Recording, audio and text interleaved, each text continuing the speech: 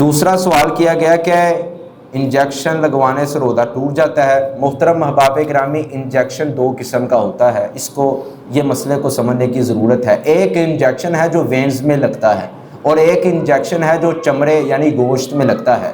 اگر جو انجیکشن گوشت میں لگتا ہے تو اس انجیکشن کی وجہ سے آپ کا روزہ نہیں ٹوٹے گا۔ اگر انجیکشن وینز کے اندر لگ جاتا ہے تو پھر آپ کا روزہ ٹوٹ جاتا ہے۔